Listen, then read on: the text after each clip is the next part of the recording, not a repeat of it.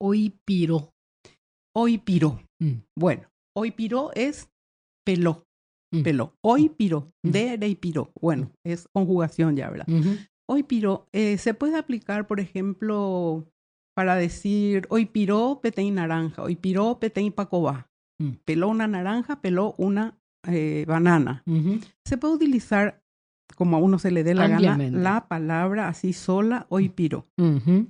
Pero en este caso, si no lleva un complemento, entonces se significa frío que pela, ¿verdad? Se usa mucho en invierno. Y el paraguayo no tiene que decir hoy piró la...